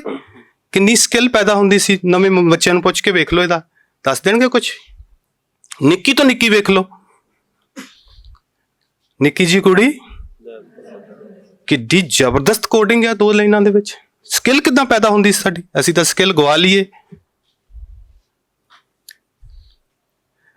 ਹੁਣ YouTube ਨੇ ਨਹੀਂ ਨਾ ਸੁਣਾਏ ਇਸ ਚੀਜ਼ਾਂ ਨੂੰ, ਇਹ ਚੀਜ਼ਾਂ ਬਚਪਨ 'ਚ ਆ। ਸੋ ਜਦੋਂ ਅਸੀਂ, ਸਾਡੀ ਬੱਚਿਆਂ ਦੀ ਸਕੂਲ ਲੈਵਲ ਤੇ, ਗੱਲ ਤਾਂ ਨਿੱਕੀ ਜੀ ਆ ਉੱਦਾਂ, ਪਰ ਜਦੋਂ ਸਕੂਲ ਲੈਵਲ ਤੋਂ ਸਾਡੇ ਬੱਚਿਆਂ ਦੀ ਟ੍ਰੇਨਿੰਗ ਨਹੀਂ ਹੋਈ ਟੈਕਸਟ ਨੂੰ ਕੋਡ ਕਰਨ ਦੀ, ਡੀਕੋਡ ਕਰਨ ਦੀ, ਸੰਕੇਤਾਂ ਨੂੰ ਖੋਲਣ ਦੀ, ਤਾਂ ਹੁਣ ਕਵਿਤਾ ਫੜਾ ਦੋਗੇ ਜਫਰ ਸਾਹਿਬ ਦੀ ਫਿਰ ਵੀ ਥੋੜੀ ਸਮਝ ਲੱਗ ਜੂ। ਜੋ ਸਵੀ ਸਾਹਿਬ ਦੀ ਫੜਾਓਗੇ ਧੂੰਆਂ ਨਿਕਲ ਜੂ। ਅਮਨਦੀਪ ਚਿਪ ਸਾਹਿਤ ਅਕਾਡਮੀ ਦਾ ਅਵਾਰਡ ਹੁਣੇ ਮਿਲਿਆ। ਜਿਨ੍ਹਾਂ ਨੂੰ ਕੋਡਿੰਗ ਦੀ ਸਕਿੱਲ ਹੈ ਉਹਨਾਂ ਨੂੰ ਪਤਾ, ਸਾਹਿਤ ਅਕਾਡਮੀ ਦਾ ਸਭ ਤੋਂ ਵੱਡਾ ਅਵਾਰਡ ਹੈ ਸਾਡੀ ਕਵਿਤਾ ਨੂੰ ਮਿਲਿਆ, ਅਮਨਦੀਪ ਚਿਪ। ਸੋ ਇਹ ਚੀਜ਼ਾਂ ਦੀ ਜਿਹੜੀ ਘਾਟ ਸਾਡੇ ਕੋਲ, ਇਹ ਸਾਡੀ ਟ੍ਰੇਨਿੰਗ ਵਿਦਿਆਰਥੀਆਂ ਦੀ। ਸੋ ਉੱਥੋਂ ਤੱਕ ਸਾਡੇ ਕੋਲ ਬੱਚੇ ਜਦੋਂ ਥੱਲੇ ਤੱਕ ਕਾਲਜਾਂ ਕੋਲ ਆਉਂਦੇ ਆ, ਡਾਕਟਰ ਗੁਰਮੁਖ ਹੋਣਾ ਕੋਲ ਆਉਂਦੇ, ਜਦੋਂ ਯੂਨੀਵਰਸਿਟੀਆਂ ਤੱਕ, ਕਾਫੀ ਕੁਛ ਉਹਨਾਂ ਦਾ। ਇੱਥੇ ਤਾਂ ਪਟਿਆਲੇ ਦਾ ਮਾਹੌਲ ਬਹੁਤ ਵਧੀਆ, ਫਿਰ ਵੀ ਬਾਕੀ ਸਾਰੇ ਪੰਜਾਬ ਦੇ ਕਾਲਜਾਂ ਦਾ ਵੇਖੋ ਜਿਹੜਾ ਸੋਚ ਕੇ ਕਿ ਉਹ ਕਿਸ ਤਰੀਕੇ ਨਾਲ ਫਿਰ ਸਾਨੂੰ, ਤੇ ਜਦੋਂ ਫਿਰ ਰਿਸਰਚ ਕਰਨੀ ਹੁੰਦੀ ਕਿਹੜੀ ਚੀਜ਼ ਨੂੰ ਚੁਣਨਾ ਚਾਹੁੰਦੇ ਆ, ਕਹਾਣੀ ਕਰ ਲਓ, ਸੌਖਾ ਹੀ ਆ ਕੰਮ, ਨਾਵਲ ਕਰ ਲਓ, ਨਾਟਕ ਕਰ ਲਓ, ਵਾਰਤਕ ਕਰ ਲਓ। ਜਿਹੜੇ ਕਵਿਤਾ ਦੇ ਵਿਚਾਰੇ ਗਾਈਡ ਹੁੰਦੇ ਉਹ ਲੱਭਦੇ ਫਿਰਦੇ ਕੋਈ ਬੰਦਾ ਤੇ ਆਵੇ, ਕਿਉਂਕਿ ਪਹਿਲਾਂ ਪੜ੍ਹਤ ਬਣਾਉਣੀ ਆ, ਡੀਕੋਡ ਕਰਨਾ, ਫਿਰ ਸਟੱਡੀ, ਅਧਿਐਨ, ਫਿਰ ਉਹਦੀਆਂ ਗੱਲਾਂ ਹੋ ਰਿਹਾ ਅੱਗੇ ਜਾ ਕੇ। ਸੋ ਇਸ ਤਰੀਕੇ ਨਾਲ ਸਾਡੀ ਅਸੀਂ ਸੰਕਟ ਚੋਂ, ਇਹਦੇ ਚੋਂ ਗੁਜ਼ਰਦੇ ਹਾਂ ਸਾਰੇ ਵੀ। ਹੁਣ ਮੈਂ ਦੂਜੇ ਸਵਾਲ ਤੇ ਸੀ ਤਿੰਨਾਂ ਚੋਂ, ਮੈਂ ਪਹਿਲੇ ਸਵਾਲ ਵੱਲ ਫਿਰ ਆਉਣਾ, ਜਿਹੜਾ ਅਸੀਂ ਵੀ ਕਵਿਤਾ ਦੀ ਹੁੰਦੇ ਕਰਦਾ ਕੀ ਆ। ਹੁਣ ਮੈਂ ਇਸੇ ਚੀਜ਼ ਨੂੰ, ਆਪਣੀ ਨੂੰ, ਗੱਲ ਨੂੰ, ਬੁਝਾਰਤ ਵਾਲੀ ਨੂੰ ਅੱਗੇ ਕੰਟੀਨਿਊ ਕਰਦਾ। ਪਰ ਬੁਝਾਰਤ ਕਵਿਤਾ ਨਹੀਂ ਆ। ਬੁਝਾਰਤ ਦੇ ਵਿੱਚ ਤੇ ਕਵਿਤਾ ਦੇ ਵਿੱਚ ਕੀ ਫਰਕ ਹੋਏਗਾ? ਬੁਝਾਰਤ ਜਿਹੜੀ ਆ, ਉਹਨੇ ਤੁਹਾਨੂੰ ਇੱਕ ਪਹਿਲਾਂ ਨਿਸ਼ਚਿਤ ਕੋਈ ਵਸਤੂ ਆ, ਵਿਚਾਰ ਆ, ਖੂਹ ਆ, ਕੋਈ ਚੀਜ਼ ਆ, ਕੋਈ ਬੈਂਗਣ ਆ, ਮੰਨ ਲਓ ਕੋਈ ਸਬਜ਼ੀ ਆ, ਉਹਦੇ ਉੱਤੇ ਕੁਝ ਤੁਸੀਂ ਕੀ ਇੱਕ ਸੰਗਠਨਕਾਰੀ ਕੀਤੀ ਆ, ਰੂਪਕਾਂ ਦੀ, ਮੈਟਾਫਰ ਦੀ, ਪ੍ਰਤੀਕਾਂ, ਉਹਦੇ ਅਰਥ ਨਿਸ਼ਚਿਤ ਹੈ ਉਸ ਤਰੀਕੇ ਨਾਲ। ਪਰ ਪੋਇਟਰੀ ਜਿਹੜੀ ਆ ਉਹ 'ਚ ਐਂਬੀਗਿਊਟੀ ਆ। ਉਹਦੇ 'ਚ ਜਿਹੜੀ ਕਵੀ ਕੀ ਕਰਦਾ ਪਿਆ, ਇੱਕ ਸਾਡੇ ਕੋਲ ਵਸਤੂ ਸਥਿਤੀ ਆ ਜਿਹਦੇ 'ਚ ਜਫਰ ਹੁਣੀ ਜੀ ਰਹੇ ਆ, ਸਵੀ ਹੁਣੀ ਜੀ ਰਹੇ ਆ, ਜਾਂ ਇਸ ਤੋਂ ਪਹਿਲੇ ਜੀ ਹੋਇਆ। ਉਹਨਾਂ ਕੋਲ ਆਪਣਾ ਇੱਕ ਅਨੁਭਵ ਹੈ, ਇੱਕ ਭਾਵ ਜਗਤ ਹੈ, ਉਹਨੂੰ ਸਿਰਜਣ ਪ੍ਰਕਿਰਿਆ 'ਚ, ਕ੍ਰੀਏਟਿਵ ਪ੍ਰੋਸੈਸ 'ਚ ਢਾਲ ਕੇ ਉਹਦੀ ਕੋਡਿੰਗ ਕਰਦੇ ਆ ਤੇ ਇੱਕ ਕਾਵ ਕਿਰਤ ਸਿਰਜ ਦਿੰਦੇ ਆ। ਵਸਤੂ ਯਥਾਰਥ ਸੀ, ਸ਼ਬਦਾਂ 'ਚ ਢਾਲਿਆ, ਕੋਡਿੰਗ ਕੀਤੀ, ਸਿਰਜਣ ਪ੍ਰਕਿਰਿਆ 'ਚ ਪਾ ਕੇ ਇੱਕ ਕਾਵ ਕਿਰਤ ਬਣਾ ਦਿੱਤੀ, ਚਿੰਨ੍ਹਾਂ ਦੇ ਵਿੱਚ ਤੁਹਾਡੇ ਕੋਲ ਪੇਸ਼ ਹੋ ਗਈ। ਲੈਂਗੁਏਜ ਵੀ ਅਸੀਂ ਇੱਦਾਂ ਹੀ ਕਰਦੇ ਨਾ। ਲੈਂਗੁਏਜ ਸਾਡੇ ਭਾਸ਼ਾ ਕੀ ਹੈ? ਭਾਸ਼ਾ ਚਿੰਨ੍ਹਾਂ ਦਾ ਇੱਕ ਸਿਸਟਮ ਹੈ। ਅਸੀਂ ਭਾਵ ਜਗਤ ਆ, ਸਾਡਾ ਜਿਹੜਾ ਅਨੁਭਵ ਆ ਉਹਨੂੰ ਕੀ ਕਰਦੇ ਹਾਂ? ਅਸੀਂ ਭਾਵ 'ਚ ਬਦਲ ਕੇ ਟਰਾਂਸਫਰ ਕਰਕੇ ਚਿੰਨ੍ਹਾਂ 'ਚ ਟਰਾਂਸਫਰ ਕਰਦੇ ਨਾ, ਸਾਡੇ ਮਾਨਸਿਕ ਬਿੰਬ ਬਣਦਾ, ਬਸ ਕੋਡ ਕਰਦੇ ਹਾਂ। ਉਸੇ ਤਰੀਕੇ ਨਾਲ ਹੀ ਕਵਿਤਾ ਦੀ ਕੋਡਿੰਗ ਜਿਹੜੀ ਕਰਦੇ ਪਏ ਆ ਉਹ ਉਵੇਂ ਨਹੀਂ ਕਰਦੇ ਜਿੱਦਾਂ ਸਿਗਨੀਫਾਇਰ ਤੇ ਸਿਗਨੀਫਾਈਡ ਹੁੰਦਾ। ਉਹ ਸਾਰੀ ਦੀ ਸਾਰੀ ਸਿਗਨੀਫਿਕੇਸ਼ਨ ਹੈ, ਚੇਨਕ ਹੀ ਹੈ, ਜਿਨ੍ਹਾਂ ਦਾ ਕੋਈ ਅੰਤਮ ਅਰਥ ਨਹੀਂ ਹੈ, ਕਿਉਂਕਿ ਮੈਟਾਫਰ ਲੈਵਲ ਤੇ ਗੱਲ ਹੋਈ ਹੈ। ਸੋ ਵਸਤੂ ਯਥਾਰਥ ਨੂੰ ਕ੍ਰੀਏਟਿਵ ਪ੍ਰੋਸੈਸ ਪਾ ਕੇ ਕਾਵਕਿਰਤ ਬਣਾਤੀ।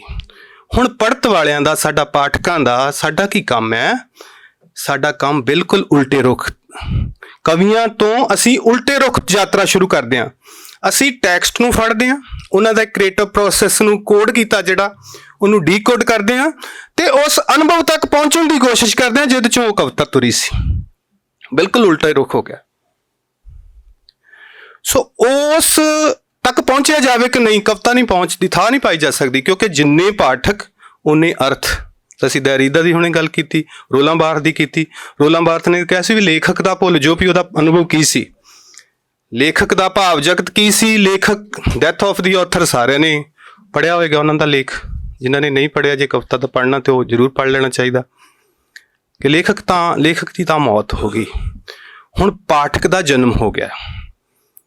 ਪਾਠਕ ਨੇ ਆਪਣੇ ਅੰਦਰ ਜਦੋਂ ਪੜ੍ਹਤ ਪੜ੍ਹਨੀ ਆ ਤਾਂ ਆਪਣੇ ਦਰਦ ਨੂੰ, ਆਪਣੇ ਅਨੁਭਵ ਨੂੰ, ਆਪਣੇ ਭਾਵ ਜਗਤ ਨੂੰ ਸਾਹਮਣੇ ਰੱਖ ਕੇ ਉਹਦੇ ਚੋਂ ਅਰਥ ਰਚਨਿਆ, ਇੱਕ ਨਵਾਂ ਪਾਠ ਸਿਰਜਣਾ, ਜਿਹਨੂੰ ਆਪਾਂ ਉੱਤਰ ਪਾਠ ਕਹਿ ਸਕਦੇ ਹਾਂ। ਇੱਕ ਸਪੇਖ ਪਾਠ ਹੈ। ਹਰ ਇੱਕ ਪਾਠਕ ਦਾ ਆਪਣਾ ਇੱਕ ਪਾਠ ਹੈ ਜਿਹੜਾ ਅੰਦਰ ਇੱਕ ਪੈਦਾ ਹੁੰਦਾ, ਪਾਠਕ ਦੇ ਰਿਸਪੌਂਸ ਦੇ ਵਿੱਚੋਂ ਪੈਦਾ ਹੁੰਦਾ। ਟੈਕਸਟ ਕੰਪਲੀਟ ਕਦੋਂ ਹੋਈ? ਕਿਤਾਬਾਂ 'ਚ ਨਹੀਂ, ਸੁਣਿਆ ਨਹੀਂ। ਜਦੋਂ ਪਾਠਕ ਉਹਨੂੰ ਪੜ੍ਹਦਾ, ਟੈਕਸਟ ਕੰਪਲੀਟ ਉਦੋਂ ਹੁੰਦੀ ਹੈ, ਉਹਦੀ ਪ੍ਰੋਸੈਸ 'ਚ ਪੈ ਕੇ, ਅਨੁਕਿਰਿਆ ਪ੍ਰਕਿਰਿਆ ਦੇ ਵਿੱਚ, ਉਦੋਂ ਉਹ ਇੱਕ ਪਾਠ ਹੋਰ ਬਣਦਾ, ਜਿਹਨੂੰ ਅਸੀਂ ਉੱਤਰ ਪਾਠ ਕਹਿੰਦੇ ਹਾਂ, ਸਪੇਖ ਪਾਠ ਕਹਿ ਲਓ, ਇੱਕ ਸਪਲੀਮੈਂਟ ਹੈ ਕਹਿ ਲਓ, ਅਸੀਂ ਤਿਆਰ ਕਰਦੇ ਉਹਦਾ। ਉਹ ਹਰ ਇੱਕ ਦਾ ਵੱਖਰਾ ਵੱਖਰਾ ਹੋ ਸਕਦਾ, ਜਿਸ ਤਰ੍ਹਾਂ ਦਾ ਜਿੱਦਾਂ ਦਾ ਅਨੁਭਵ ਹੈ। ਇਹ ਨਾ ਕਹੋ ਕਿ ਕਵਿਤਾ ਦੇ ਅਰਥ ਆ ਜਿਹੜੇ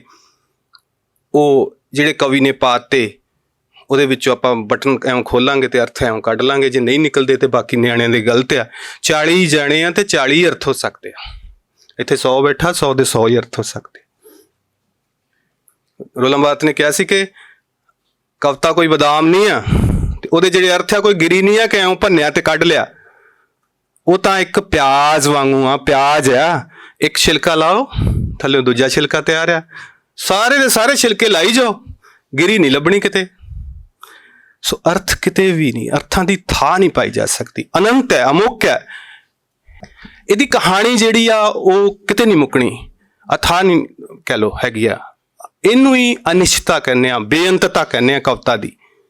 ਸੋ ਕਵਿਤਾ ਜਿਹੜੀ ਹੈ ਉਹ ਕਵੀ ਦੇ ਅਰਥਾਂ ਤੋਂ ਤੋੜ ਕੇ ਕਵੀ ਦੇ ਤੱਕ ਪਹੁੰਚ ਜੇ ਸੰਕੇਤ ਆ ਤੁਹਾਡੇ ਕੋਲ। ਪ੍ਰਸੰਗ ਵੀ ਇਹ ਨਹੀਂ ਵੀ ਬਿਨਾਂ ਪ੍ਰਸੰਗ ਤੋਂ ਅਸੀਂ ਕਵਿਤਾ ਸਮਝੀ ਜਾਵਾਂਗੇ। ਜੇ ਹੁਣ ਕਈ ਵਾਰ ਕਵਿਤਾ ਸਭ ਤੋਂ ਸੌਖੀ ਕਵਿਤਾ ਸਮਝ ਜਿਹੜੀ ਆਉਂਦੀ ਆ ਉਹ ਜੇ ਕਿਸੇ 'ਚ ਬਿਰਤਾਂਤ ਆ ਸੌਖੀ ਆ ਜਾਏਗੀ ਸਮਝ, ਕਿਸੇ ਵਿਚਾਰਧਾਰਾ ਨਾਲ ਜੁੜੀ ਆ ਉਹ ਸੌਖੀ ਆ ਜਾਏਗੀ। ਜੇ ਅੱਜ ਅੱਖਾਂ ਵਾਰੇ ਸ਼ਾਹ ਨੂੰ ਜੇ ਤੁਹਾਨੂੰ ਉਹਦੇ ਸੰਕੇਤਾਂ ਤੋਂ ਹੀ ਪਤਾ ਲੱਗ ਗਿਆ ਵੀ 47 ਦੀ ਵੰਡ ਨਾਲ ਆ, ਉਹ ਛੇਤੀ ਸਮਝ ਆ ਜਾਊਗੀ ਤੁਹਾਨੂੰ, ਕਿਉਂਕਿ ਉਹਦੇ ਪਿੱਛੇ ਇੱਕ ਤੁਹਾਡੇ ਅੰਦਰ ਇੱਕ ਵਿਚਾਰ ਪਹਿਲਾਂ ਪਿਆ ਹੋਇਆ, ਉਹਦੇ ਨਾਲ ਜੋੜ ਦਿਓ, ਨਵੀਂ ਬਣਾ ਲੈਂਦੇ ਹੋ। ਪਰ ਇਸੋ ਜੀ ਕਵਿਤਾ ਨੂੰ ਰੋਲਾਂ ਬਾਰਥ ਕਹਿੰਦਾ ਪੜ੍ਹਨ ਯੋਗ ਕਵਿਤਾ। ਇਹ ਲਿਖਣ ਯੋਗ ਨਹੀਂ, ਜਿੱਦਾਂ ਆਪਾਂ ਕਹਿੰਦੇ ਰਚਦਾ ਪਾਠਕ ਆਪਣੇ ਕੋਲੋਂ ਨਵੀਂ ਇੱਕ ਟੈਕਸਟ ਰਚਦਾ, ਉਹ ਨਹੀਂ। ਉਹਨੂੰ ਉਹ ਰਾਈਟਰਲੀ ਕਹਿ ਲਓ, ਜਿਹੜੀ ਲਿਖਣ ਯੋਗ ਕਵਿਤਾ ਉਹਨੂੰ ਉਹ ਜ਼ਿਆਦਾ ਅਹਿਮੀਅਤ ਦਿੰਦਾ। ਅਸਲ 'ਚ ਕਵਿਤਾ ਉਹੀ ਹੈ ਜਿਹਦੇ ਬਹੁਤ ਸਾਰੇ ਅਰਥ ਹੋਣ, ਇੱਕ ਅਰਥੀ ਨਾ ਹੋਵੇ ਤੇ ਉਹ ਤੁਹਾਡੇ ਅੰਦਰ ਇੱਕ ਹੋਰ ਪਾਠ ਜਗਾ ਦੇਵੇ। ਉਹ ਟੈਕਸਟ ਜਿਹੜੀ ਆ ਉਹ ਸਟਰੋਂਗ ਹੈ, ਵਧੀਆ ਹੈ। ਬਾਕੀ ਇੱਕ ਅਰਥ ਜਿਹੜੀ ਚੀਜ਼ ਰੱਖਦੀ ਆ, ਜਾਂ ਇੱਕ ਅਰਥ ਤੁਸੀਂ ਖੋਜਣੇ, ਜਾਂ ਜੇ ਕੋਈ ਅਧਿਐਨ ਕਰਨ ਦਾ ਕਵਿਤਾ ਦਾ ਇੱਕੋ ਅਰਥ ਮਗਰ ਖੋਜਣ ਦੀ, ਇਹ ਤਾਂ ਬੜੀ ਹੀਣੀ ਜੀ ਗੱਲ ਹੈ ਕਿ ਇੱਕ ਅਰਥ ਲੱਭਦੇ ਹੋ ਤੁਸੀਂ ਕਵਿਤਾ 'ਚ। ਸੋ ਅਰਥਾਂ ਦਾ ਜਿਹੜੀ ਕ੍ਰੀਏਟਿਵ ਜਿਹੜੀ ਆਜ਼ਾਦੀ ਆ, ਜਿਹੜੀ ਟੈਕਸਟ ਦੀ ਆਜ਼ਾਦੀ ਆ, ਉਹ ਆਪਣੇ ਆਪ 'ਚ ਹੈ ਤੇ ਪਾਠਕ ਵੀ ਉਹਦੇ ਨਾਲ ਆਜ਼ਾਦ ਹੈ। ਪਾਠਕ ਇੱਕ ਉਹਨੂੰ ਮਾਣਦਾ ਹੀ ਤਾਂ ਕਿਉਂਕਿ ਕਵਿਤਾ ਦਿਲ ਤੇ ਵਾਪਰਨ ਵਾਲੀ ਚੀਜ਼ ਹੈ।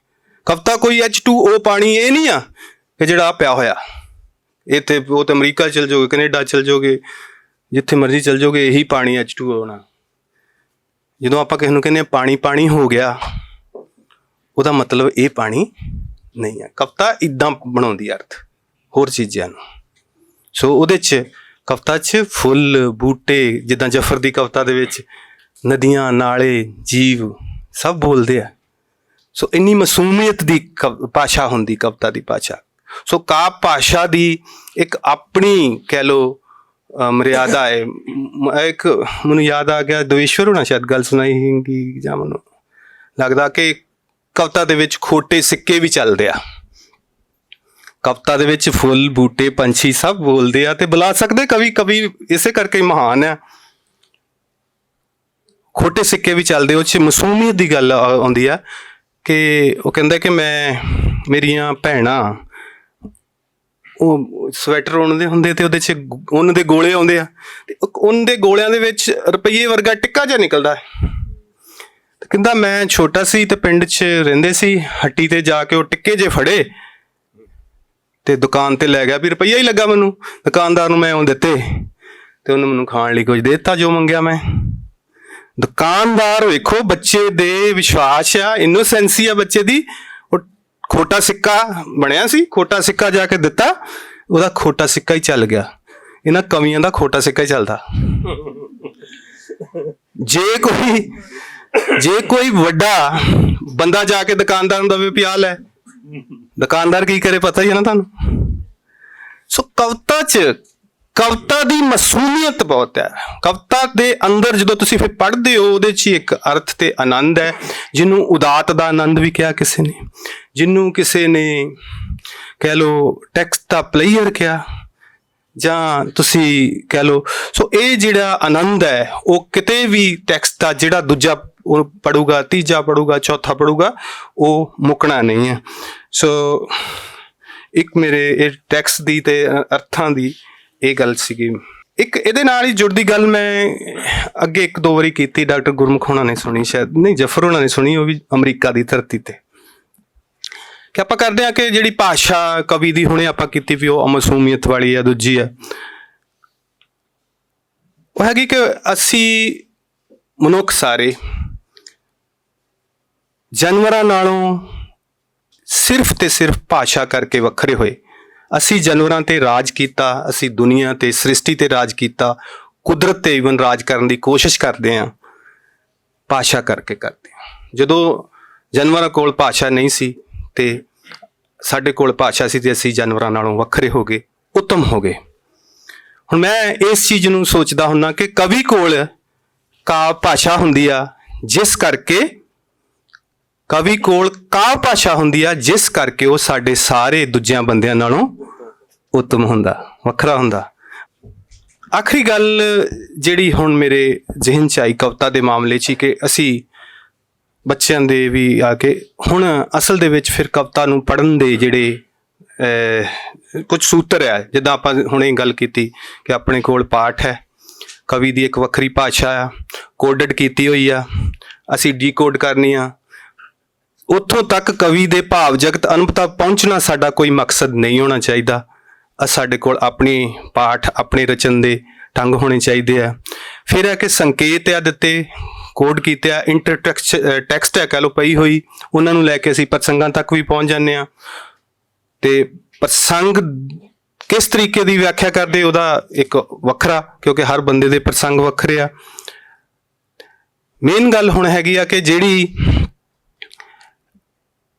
ਟੈਕਸਟ ਦਾ ਅਧਿਐਨ ਕਰਨਾ, ਉਸ ਤੋਂ ਬਾਅਦ ਅਸੀਂ ਹੁਣ ਪੜ੍ਹ ਲਿਆ, ਸਮਝ ਲਿਆ। ਕਈ ਵਾਰੀ ਟੈਕਸਟ ਨੂੰ ਅਸੀਂ ਟੈਕਸਟ ਪੜ੍ਹਦਿਆਂ ਇਕਹਿਰੀ ਟੈਕਸਟ ਪੜ੍ਹਤ, ਫਿਰ ਦੂਰੀ ਪੜ੍ਹਤ ਕਰਦੇ ਹਾਂ। ਜਿੱਦਾਂ ਦੈਰੀਦਾ ਦੀ ਹੁਣੇ ਆਪਾਂ ਗੱਲ ਕੀਤੀ ਸੀ ਕਿ ਉਹ ਸਾਰੇ ਚੀਜ਼ ਨੂੰ ਪਹਿਲੇ ਅਰਥ ਜਿਹੜੇ ਆ ਉਹਨੂੰ ਉਲਟਾ ਕੇ ਦੂਜੀ ਤਰ੍ਹਾਂ ਫਿਰ ਦੂਸਰੇ ਤਰੀਕੇ ਨਾਲ ਵੇਖਦੇ ਆ, ਉਹਨੂੰ ਜਿਹੜੀ ਦੂਰੀ ਟੈਕਸਟ ਕਹਿੰਦੇ ਆ, ਜਿਹਦੇ 'ਚ ਹਾਇਰਾਰਕੀ ਵੀ ਚੇਂਜ ਕਰਦਾ। ਮੀਨਿੰਗ ਕਿਸ ਤਰੀਕੇ ਨਾਲ ਡੀਕਨਸਟਰਕਟ ਕਰ ਰਹੇ ਪਹਿਲਿਆਂ ਦੇ ਨਾਲੋਂ, ਉਹ ਸਾਡੇ ਕਵੀਆਂ ਨੂੰ ਜਾਂ ਕਹਿ ਲਓ ਰਚਨ ਵਾਲਿਆਂ ਨੂੰ ਵੀ ਪਹਿਲਾਂ ਹੀ ਪਤਾ ਹੁੰਦਾ, ਜਾਂ ਚੰਗੀ ਰਚਨਾ ਉਹੀ ਕਰਦਾ ਜਿਨ੍ਹਾਂ ਨੂੰ ਇਸ ਚੀਜ਼ ਦੀ ਚੇਤਨ ਜਾਂ ਇੱਥੋਂ ਸੋਝੀ ਹੁੰਦੀ ਹੈ ਕਿ ਕਵਿਤਾ ਹੈ ਕੀ ਤੇ ਕਵਿਤਾ ਅਰਥ ਕਵਿਤਾ 'ਚੋਂ ਪੈਦਾ ਕਿੱਦਾਂ ਕਰਨੇ ਆ। ਮੈਂ ਹਰਭਜਨ ਸਿੰਘ ਦੀ ਇੱਕ ਉਦਾਹਰਨ ਦਿੰਦਾ। ਦੋ ਕਵਿਤਾ ਦੀਆਂ ਉਦਾਹਰਨਾਂ ਦੇ ਕੇ ਬਸ ਹੁਣ ਖਤਮ। ਹਰਭਜਨ ਸਿੰਘ ਦੀ ਇੱਕ ਕਵਿਤਾ ਹੈਗੀ ਆ ਕਿ ਅਸੀਂ ਜਾਂ ਤੁਸੀਂ ਰੂਸੀ ਰੂਪਵਾਦੀ ਨੂੰ ਜਿਹੜੇ ਪਿਆਰ ਕਰਦੇ ਆ ਉਹ ਉਸ ਤਰ੍ਹਾਂ ਸੋਚ ਲੈਣ, ਜਿਹੜੇ ਦੈਰੀਦਾ ਨੂੰ ਪਿਆਰ ਕਰਦੇ ਆ ਉਸ ਤਰ੍ਹਾਂ ਉਸ ਸੋਚ ਲੈਣ। ਇੱਕ ਕਵਿਤਾ ਸੀ ਛੋਟੀ ਜੀ, ਧਰਤੀ ਦੇ ਹੇਠਾਂ, ਪੜ੍ਹੀ ਹੋਏਗੀ ਮੈਂ ਤਾਂ ਕਰਕੇ, ਸਾਰਿਆਂ ਨੂੰ ਤਾਂ ਛੋਟੀ ਸੀ, ਸਿਲੇਬਸਾਂ 'ਚ ਲੱਗੀ ਹੁੰਦੀ ਸੀ। ਧਰਤੀ ਦੇ ਹੇਠਾਂ ਧੌਲ ਹੈ, ਧਰਮ ਹੈ ਤੇ ਇੱਕ ਮੇਰੀ ਧੀ ਹੈ। ਤਿੰਨ ਲਾਈਨਾਂ ਪਹਿਲਾਂ ਤੇ ਤਿੰਨ ਮੁੜ ਕੇ ਆ ਜਿਹੜੀਆਂ ਮੇਜਰ ਹੈਗੀਆਂ। ਹੁਣ ਦੇਖੋ ਟੈਕਸਟ ਦੇ ਵਿੱਚ ਸਾਡੀ ਫੋਕ ਮਾਈਂਡ ਨੇ ਕੀ ਕੀਤਾ ਸੀਗਾ ਕਿ ਸਾਡੀ ਲੋਕ ਗਿਆਨ ਸੀਗਾ ਕਿ ਧਰਤੀ ਦੇ ਹੇਠਾਂ ਇੱਥੇ ਧੌਲ ਹੈ, ਬਲਦ ਹੈ ਜਿਹਨੇ ਆਪਣੇ ਸਿੰਘਾਂ ਤੇ ਚੁੱਕੀ ਹੋਈ ਹੈ ਧਰਤੀ। ਬਾਬੇ ਆਏ ਸਾਡੇ ਗੁਰੂ ਸਾਹਿਬ, ਉਹਨਾਂ ਕਾਲ 'ਚ ਉਹਨਾਂ ਨੇ ਕਿਹਾ ਕੋਈ ਇਹੋ ਜਿਹਾ ਧੌਲ ਧੂਲ ਨਹੀਂ ਹੈਗਾ, ਧਰਤੀ ਤਾਂ ਧਰਮ ਦੇ ਸਿਰ ਤੇ ਟਿਕੀ ਹੋਈ ਆ। ਹਰਭਜਨ ਸਿੰਘ ਕਹਿੰਦਾ ਧੌਲ ਹੈ ਧਰਮ ਧਰਤੀ ਦੇ ਹੇਠਾਂ। ਹਰਭਜਨ ਸਿੰਘ ਕਹਿੰਦਾ ਇੱਕ ਮੇਰੀ ਧੀ ਹੈ। ਹੁਣ ਇੱਕ ਪਹਿਲੇ ਸਾਰੇ ਅਰਥਾਂ ਨੂੰ ਤੋੜ ਕੇ ਅਗਲੀ ਲਾਈਨ ਬਣਾਉਂਦੇ ਆ, ਧੌਲ ਥੱਕ ਹਾਰ ਕੇ ਕਹਿੰਦਾ ਬਹਿ ਗਿਆ, ਧਰਮ ਵੀ ਪੰਖ ਲਾ ਉੱਡ ਰਿਹਾ, ਧੀਆਂ ਨੂੰ ਉੱਡਣ ਦੀ ਜਾਚ ਹੀ ਨਹੀਂ ਹੈ, ਸਹਿੰਦੀ ਹੈ ਦੁੱਖ ਕਰਦੀ ਨਾ ਸੀ ਹੈ, ਧਰਤੀ ਦੇ ਹੇਠਾਂ ਧੌਲ ਸੀ ਧਰਮ ਸੀ, ਅੱਜ ਮੇਰੀ ਧੀ ਹੈ। ਕਿੱਦਾਂ ਅਰਥ ਬਦਲੇ, ਅਰਥਾਂ ਦੀ ਪਹਿਲਿਆਂ ਨੂੰ ਡੀਕਨਸਟਰਕਟ ਕਰਕੇ ਨਵੇਂ ਅਰਥ ਰੀਕਨਸਟਰਕਟ ਕਰਨੇ, ਇਸ ਚੀਜ਼ ਦਾ ਅਧਿਐਨ ਜਿਹੜਾ ਕਵਿਤਾ 'ਚ ਬਹੁਤ ਜ਼ਰੂਰੀ ਹੈ। ਬਾਕੀ ਜਿਹੜੀਆਂ ਤੁਕਬੰਦੀਆਂ ਅੱਜ ਕੱਲ੍ਹ ਦੀ ਕਵਿਤਾ ਬਹੁਤ ਜ਼ਿਆਦਾ ਆ, ਆਹ ਕਵਿਤਾ ਵੀ ਬੜੀ ਲਿਖੀ ਜਾ ਰਹੀ ਹੈ, ਉਹਦੀ ਵੀ ਚੱਲ ਗੱਲ ਕਰ ਲੈਂਦੇ। ਇੱਕ ਵਾਰੀ ਮੈਂ ਦੋ ਕਵਿਤਾਵਾਂ ਬਣਾਈਆਂ ਹੋਈਆਂ ਅੱਜ ਲਈ, ਉਹ ਰਾਤੀ ਮੈਨੂੰ ਚੇਤਾ ਆਇਆ ਜਦੋਂ ਡਾਕਟਰ ਗੁਰਮੁਖ ਮਿਲਣ ਗਏ ਵੈਸੇ ਹੀ, ਤੇ ਮੈਂ ਕਿਹਾ ਸਵੇਰੇ ਇੱਕ ਗੱਲ ਉਹ ਵੀ ਕਰਨੀ ਆ ਕਿ ਬੜੀ ਵਾਰ ਆਪਾਂ ਕਰਦੇ ਹੁੰਦੇ ਸੀਗੇ ਕਵਿਤਾ, ਤੇ ਇੱਕ ਕਵਿਤਾ ਉਹਦੇ ਪ੍ਰਕਾਸ਼ ਦੀ ਮੇਰੇ ਜ਼ਿਹਨ 'ਚ ਆ ਗਈ, ਬੜੀ ਫੇਸਬੁੱਕ ਤੇ ਪਿਛਲੇ ਦਿਨੀ ਸ਼ੇਅਰ ਹੋਈ ਕਿ ਜਦੋਂ ਆਦਮੀ ਮਰ ਜਾਂਦਾ ਹੈ ਤਾਂ ਕੁਝ ਨਹੀਂ ਸੋਚਦਾ, ਕੁਝ ਨਹੀਂ ਬੋਲਦਾ। ਦੂਜੀ ਲਾਈਨ ਰਿਵਰਸ ਕੀਤੀ ਹੈ ਸਾਰੀ ਕਵਿਤਾ ਦੀ ਤਰਤੀਬ ਵੇਖੋ ਕਿੱਦਾਂ ਬਣਾਉਂਦੇ ਕਵੀ। ਜਦੋਂ ਬੰਦਾ ਮਰ ਜਾਂਦਾ ਹੈ ਤਾਂ ਕੁਝ ਨਹੀਂ ਸੋਚਦਾ, ਕੁਝ ਨਹੀਂ ਬੋਲਦਾ, ਜਦੋਂ ਕੁਝ ਨਹੀਂ ਬੋਲਦਾ, ਕੁਝ ਨਹੀਂ ਸੋਚਦਾ ਤਾਂ ਬੰਦਾ ਮਰ ਜਾਂਦਾ। ਹੁਣ ਇਹ ਕਵਿਤਾ ਤੇ ਲਾਈਟ ਜੇ ਮੂਡ ਦੇ ਵਿੱਚ ਮੈਂ ਸਮਾਪਤ ਕਰਦਾ।